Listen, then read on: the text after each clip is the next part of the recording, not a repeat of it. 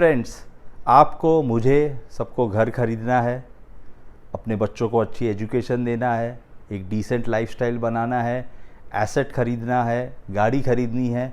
अगर ये सब कुछ करना है तो ये वीडियो आपके लिए बना हुआ है, क्योंकि ये सब कुछ करने के लिए आपके पैसों का फाइनेंशियल प्लानिंग बहुत ही ज़रूरी है। तो फ्रेंड्स, मुझे काफ़ी लोगों ने रिक्वेस्ट किया कि आप एक ऐसा वीडियो बनाइए जिसमें फाइनेंशियल प्लानिंग फॉर बिगिनर्स हो, जो आज शुरू कर रहे हैं अपनी जर्नी। और मेरे हिसाब से बिगिनर्स का मतलब कोई एज से नहीं होता है। अगर आप 20 साल से भी शुरू कर रहे हो, या 35 साल में भी शुरू कर रहे हो, या 50 साल में भी शुरू कर रहे हो, ये वीडियो आपके लिए है। तो friends, without wasting much time मेरे चैनल को सब्सक्राइब करके बेल आइकॉन पे क्लिक कर देना और मैं ये जर्नी शुरू करता हूँ। थोड़ा सा वीडियो लंबा होगा, लेकिन ये आपको हेल्पफुल करेगा in taking all your decisions. तो पहले तो काफ़ी लोग मुझसे कहते हैं कि फाइनेंशियल प्लानिंग करें कैसे, बिकॉज हमारे पास तो पैसा ही नहीं बचता। क्योंकि उन्हें लगता है कि फाइनेंशियल प्लानिंग का मतलब निवेश। बिल्कुल सही, निवेश एक बहुत ही इम्पॉर्टेंट पार्ट है उसका, बट उसके पहले भी बहुत कुछ है। वो ये है कि आप अपने खर्चों पे कैसे कंट्रोल करें, आपकी आमदनी कैसे बढ़े, और उसके बाद आप बचत कैसे करें। जब ये तीन चीज़ आप कर लोगे, तब चौथा एस्पेक्ट आता है कि आप निवेश कहाँ करें, क्योंकि बचत के बाद ही तो निवेश आएगा। तो फ्रेंड्स, जैसे मैंने कहा, एक्सपेंडिचर, खर्चे कैसे प्रोटेक्ट करें। देखिए, काफ़ी लोगों का ये कहना है, और ख़ास करके जो मिडिल क्लास फैमिलीज़ होती हैं, क्योंकि इंडिया में 93% लोग ऐसे हैं जिनकी मंथली इनकम 25,000 रुपये से कम है। तो पैसे को आखिर बचाए कैसे। तो मैं सब लोगों से कहता हूँ कि देखिए, आपका जो 60 to 70%, 60 से 70% जो आपका पैसा खर्चा होता है, इंक्लूडिंग होम लोन की EMI, वो आपकी बेसिक नीड्स पे होता है, जिसे आप नहीं कम कर सकते हो। जैसे आप खाने पीने की सामान नहीं कम कर सकते हो, मेडिकल पे खर्चे नहीं कम कर सकते हो, होम लोन का EMI पे ही करना है, 2 व्हीलर का EMI पे करना है, बच्चों की फ़ीस पे करना है। ये सब खर्चे आप अवॉइड नहीं कर सकते हो। एक बेसिक आपको जो सब्सक्रिप्शंस है, चाहे इलेक्ट्रिसिटी बिल हो, लाइट बिल हो, टेलीफोन बिल हो, उसको आप कैसे अवॉइड कर सकते हो। तो 60 to 70% तो आपका पैसा इसमें जाएगा ही जाएगा। और मैं बात कर रहा हूँ मिडिल क्लास फैमिली की, जिनकी आमदनी 25 या 50,000 रुपये के आसपास होगी। अब बचता है वो लास्ट का 25 या 30%। और मैं जानता हूँ कि जो मेरे मिडिल क्लास फैमिलीज़ होते हैं, जो हायर मिडिल क्लास फैमिलीज़ होते हैं, वो बेचारे फॉरेन टूल्स तो नहीं करते। तो उनका फोकस होता है कि ये जो 20% या 30% जो पैसा उनके पास बचता है, या 20%, उन्हें वो कहाँ निवेश करे, जिससे वो अपनी जो ख्वाहिशें होती हैं घर खरीदने का या बच्चों को अच्छी शिक्षा देने का, उसे वो पूरा कर सके। तो मैं हमेशा कहता हूँ कि एक फॉर्मूला देखिए, अगर आप 60% के आसपास बेसिक नेसेसिटीज़ में खर्चा कर रहे हो तो आप सही हो। बचता है जो 40%, उसमें से अगर आप 30% सेविंग कर रहे हो और 10% कुछ डिस्क्रिशनरी खर्चे पे रख रहे हो। डिस्क्रिशनरी मतलब क्या होता है कि जैसे हमें घर में नया टीवी खरीदना है, एयर कंडीशनिंग लगानी है, या हमें कहीं घूमने फिरने जाना है, या कभी कोई त्यौहार आ जाता है, या किसी के शादी में जाना है। तो कुछ खर्चे ऐसे होते हैं जो हमेशा नहीं होते हैं, बट हम उसे अवॉइड नहीं कर सकते, क्योंकि हम एक सोशल इन्वायरमेंट में रहते हैं, तो वो खर्चा करना ज़रूरी है। बट अगर आप 30% के आसपास सेविंग कर पा रहे हो, तो दैट मीन्स आप फाइनेंशियल प्लानिंग कर रहे हो। चाहे आप उसे कोई भी नाम दे दें, अगर आप 30% सेविंग कर रहे हो तो फाइनेंशियल प्लानिंग कर रहे हो। तो ये मेरा पहला फॉर्मूला है। मैं सबको कहूँगा, वीडियो को पॉज करके थोड़ा सा इस पे वर्क कीजिए और एक पेपर पे लिखिए कि क्या आपका मंथली सैलरी में से 60-70% खर्चा हो रहा है बेसिक नेसेसिटीज़ के बाद, क्या 30% पैसा आप बचा पा रहे हो। अगर आप 30% नहीं बचा रहे हो और 20% भी बचा रहे हो तो भी सही है, लेकिन अगर आप 20% से कम बचा रहे हो तो आपके लिए लाल बत्ती है कि कोई ना कोई कहीं ना कहीं प्रॉब्लम है। अब आते हैं फाइनेंशियल प्लानिंग के दूसरे पार्ट पे, वो है कि हम बचत को कैसे बढ़ाएं। देखिए, इनकम को बढ़ाने का तरीका ज़्यादा नहीं है, क्योंकि काफ़ी लोग जो सैलरीड होते हैं वो बेचारे सुबह 7 बजे निकल जाते हैं, रात को 9 बजे आते हैं, मिडिल क्लास फैमिली। क्योंकि जो आप कोई भी महानगर में काम करोगे, आप 10-11 घंटे काम करोगे और 2 घंटे ट्रैवलिंग में मिनिमम जाएगा। तो उनके पास कमाने का जो एक जरिया होता है वो होता है सैलरी होता है या बिजनेस होता है, बट उसमें ही उनका 14-15 घंटे चले जाता है। बहुत कम लोग होते हैं जो उसके अलावा भी कुछ पार्ट टाइम नौकरी कर पाते हैं, ट्यूशन्स दे पाते हैं, या उनकी जो हाउस वाइफ्स होती है या स्पाउस होते हैं वो कुछ एडिशनल इनकम कर पाते हैं, तो उससे उनका इनकम थोड़ा बढ़ जाता है। बट अदरवाइज़ इनकम बढ़ाने का एक ही तरीका है कि आपको रेलेवेंट रहना पड़ेगा, आपको हर चौथे पाँचवें साल कोई नया जॉब देखना पड़ेगा जिससे आपकी इनकम ग्रो हो सके, और आपको अपने आप के ऊपर एक बिलीफ रखना पड़ेगा कि नहीं, मैं हमेशा फोकस करूंगा कि किस तरीके से मैं नई नई अपॉर्चुनिटीज़ को एक्सप्लोर करूं। आगे मैं ये भी बताऊंगा कि अपने आप को कैसे आप रेलेवेंट रख सकते हो। अब फ्रेंड्स, हम आते हैं बचत पे। देखिए, मैं सब लोगों को कहता हूं कि अगर आज आप पैसे को बचाओगे तो पैसा आगे जाके आपको बचाएगा। क्यों? अगर आगे जाके अगर अपने पैसे को बचाया तो आप 20-30% जमा कर सकते हो, तब आप घर का सपना देख सकते हो। आपको गाड़ी खरीदनी है तो 15-20% आप जमा करके गाड़ी ले सकते हो। आपको बच्चों का एजुकेशन देना है तो पैसे आज जमा करना है। आपको कोई इमरजेंसी है, समझो आपकी नौकरी चली गई या कोई तकलीफ़ हो गया, तो भी आपको बचत का पैसा ही काम आएगा। इसके लिए पैसे को बचाओ, बचत की आदत डालो।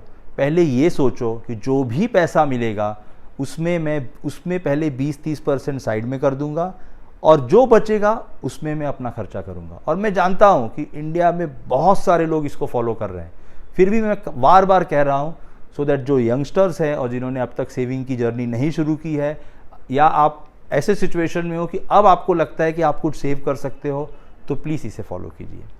अब मैं आता हूँ निवेश पे। देखिए, निवेश वहीं पे करना चाहिए जहाँ पे आपको समझ में आता है। अगर आपको स्टॉक मार्केट की समझ है तो आप निवेश कीजिए, अगर आपको समझ नहीं है तो आप म्यूचुअल फंड के जरिए जा सकते हो। मैं हमेशा हर लोगों को कहता हूँ कि लाइफ में म्यूचुअल फंड ज़रूर शुरू कीजिए, SIP को अपना दोस्त बनाइए, क्योंकि लॉन्ग टर्म में वही आपको वेल्थ क्रिएट करके देगा। बिल्कुल सही सुना, लॉन्ग टर्म में आपको वेल्थ क्रिएट करने का जो एक मशीनरी है वो है SIP। अब मैं आपको एग्जांपल देता हूँ। अगर आप हर महीने का 20,000 रुपया चालू करो SIP से, तो और 20 साल लगातार आप निवेश करोगे और 12% पे भी अगर आपका पैसा ग्रो होता है तो आप 2 करोड़ रुपया जमा कर सकते हो। सोचो, ये 2 करोड़ रुपए से आप रिटायरमेंट कर सकते हो, होम लोन का लोन रीपे कर सकते हो, बच्चों की अच्छी शिक्षा दे सकते हो, बहुत कुछ कर सकते हो। 2 करोड़ बहुत बड़ा अमाउंट होता है। अब मैं बताता हूं कि अगर आपको 2 करोड़ से 4 करोड़ करना है तो आप कैसे करोगे। आप सोचोगे नहीं, मैं बोलूँगा 20 का 40,000 जमा करो। नहीं, आपको हर साल अगर आपने 20,000 का 10% भी बढ़ा दिया हर साल, तो ये पैसा आप 22,000 होगा, फिर उसके बाद 24,000 अगले साल करोगे, फिर 26,000 करोगे। यही पैसा 20 साल में 12% के हिसाब से 4 करोड़ के आसपास पहुंच जाएगा। तो देखिए, ये पावर होता है, पावर ऑफ कंपाउंडिंग का। इसलिए मैं कहता हूं SIP जरूर निवेश शुरू करो। इसके अलावा अगर आपको म्यूचुअल फंड का बिल्कुल नहीं समझ में आता है और आपको ये लगता है कि मैं वहाँ नहीं पैसा जमा कर सकता हूँ, तो आपके लिए PPF बना हुआ है, पब्लिक प्रोविडेंट फंड में जमा कीजिए। आपकी गर्ल चाइल्ड है तो उसके लिए सुकन्या समृद्धि योजना में जमा कीजिए। अगर आपको लगता है कि मुझे कुछ फिक्स डिपॉजिट में डालना है, ज़रूर डालिए।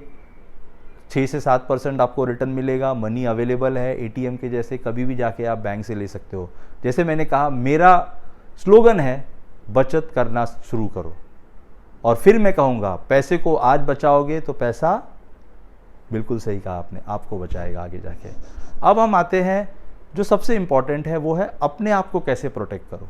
देखो फ्रेंड्स, क्या होता है कि बहुत सारी फैमिली में कमाने वाला आदमी एक होता है, और इंडिया में एक बहुत अच्छा कल्चर है जॉइंट फैमिली का, तो हर एक फैमिली में 6, 7, 8 लोग होते हैं। तो इसके लिए ज़रूरी है कि अगर आप अपने फैमिली में सिंगल अर्नर हो तो अपना टर्म लाइफ इंश्योरेंस ज़रूर लेना, पूरे फैमिली के लिए मेडिक्लेम प्रोटेक्शन ज़रूर लेना, बिकॉज ये सब चीज़ें हैं। अगर आप तंदुरुस्त रहोगे, आप घर के योद्धा हो, अगर आप फिट रहोगे तो पूरा परिवार फिट रहेगा।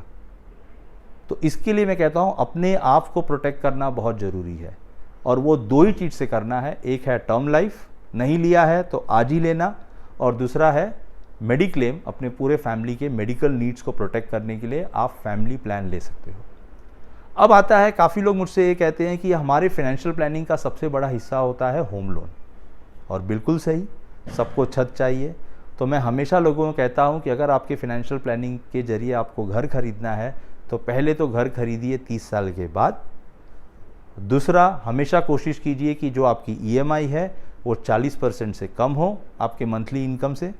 और तीसरा और सबसे इम्पॉर्टेंट, एक बार घर खरीद लिया, एक बार होम लोन ले लिया, तो ये टारगेट कर दीजिए कि 10 साल में आपको होम लोन से फ्री होना है। कैसे फ्री होना है मैंने बार बार कहा है, आपके लिए फिर कहूँगा, अपने होम लोन की EMI को हर साल 10% से बढ़ाइए, और 12 EMI की जगह पे 13 EMI भरिए, और आप देखेंगे कि आपका होम लोन अगर 20 साल का है तो 10 साल से भी कम समय में पूरा हो जाएगा, और वो पैसे आप आगे यूटिलाइज कर सकते हो अपने चाइल्ड के हायर एजुकेशन के लिए, उनके मैरिज के लिए और अपने रिटायरमेंट प्लानिंग के लिए। अब काफ़ी लोग मुझसे कहते हैं कि जो पूरा फाइनेंशियल प्लानिंग का जो आपने हमें एक्सप्लेन किया कि आप कैसे अपने खर्चों पे कंट्रोल करें, कैसे अपनी इनकम को बढ़ाएं, कैसे अपने सेविंग्स की हैबिट को बढ़ाएं, कैसे हम अच्छा निवेश करें, कैसे अपने आप को प्रोटेक्ट करें, इसके अलावा एक चीज़ और भी ज़रूरी है, वो है हमारा लाइफस्टाइल। फ्रेंड्स, क्या होता है कि हमें हमेशा, मैं मानता हूँ कि नया मोबाइल फ़ोन आएगा तो आपको लेने की इच्छा होती है, आप भी चाहते हो कि आप टूर पे जाएं, फॉरेन टूर पे जाएं, डोमेस्टिक टूर पे जाएं, बट एक चीज़ याद रखना, पैसा डिस्क्रिशनरी जितना आप खर्चा करोगे उसकी कोई लिमिट नहीं है। आप अगर कंपल्सिव बाइंग रहोगे, आपको लगता है ऑनलाइन परचेजिंग करते रहोगे, आप कहीं पे भी निवेश करोगे जहाँ पे आपको लगता है कि नहीं आपको बहुत ज़्यादा रिटर्न आएगा, तो आपके पैसे गंवाने का भी बहुत बड़ा चांस है। तो फाइनेंशियल प्लानिंग में दो चीज़ बहुत ज़रूरी है, एक डिसिप्लिन और दूसरा अपने ऊपर पूरे तरीके से कंट्रोल रखना कि मेरा पैसा कहाँ लगेगा। एंड ऑफ द डे याद रखना, पहले पैसा बचाना है, फिर उसके बाद उस पर प्रॉफिट करना है। तो ऐसे जगह निवेश करो जहाँ पे आपका कैपिटल प्रोटेक्टेड हो, और अगर वो प्रोटेक्टेड है तो वो आपको अच्छा रिटर्न देगा और लॉन्ग टर्म में आपके लिए वेल्थ क्रिएट करेगा। तो फ्रेंड्स, जैसे मैंने कहा, ये फाइनेंशियल प्लानिंग की अगर आपने जो कॉमन बातें मैंने बताई है, मैंने आपको कोई एक्सेल शीट नहीं दूंगा, मैं कुछ नहीं दूंगा, क्योंकि मैं जानता हूं कि सब लोग इस वीडियो को देख रहे हैं, चाहे आप ट्रेन में हो, चाहे बस में हो, जब भी आपको समय मिल रहा है आप इस वीडियो को देखिए, इसको शेयर कीजिए और जो सिंपल बातें मैंने बताई है उसको फॉलो कीजिए। देखिए, लाइफ में अगर सिंप्लिसिटी रखोगे तो बहुत ज़्यादा आगे बढ़ोगे। बाकी एक चीज़ तो मैं जानता हूँ, आप उतना ही मेहनत कर रहे हो, उतनी सेविंग करने की कोशिश कर रहे हो, क्योंकि मुझे पता है कि मेरे इंडिया के हर एक लोग जागरूक हैं। तो इसी के साथ वापस एक रिक्वेस्ट है कि मेरे चैनल को सब्सक्राइब करके बेल आइकॉन पे क्लिक कर देना। एंड आई होप ये जो फाइनेंशियल प्लानिंग की वीडियो है फॉर बिगिनर्स आपको ज़रूर पसंद आएगी और आपको ज़रूर हेल्प करेगा in taking a good decision और अपने फैमिली को सिक्योर करने के लिए। तो टिल नेक्स्ट टाइम, बाय।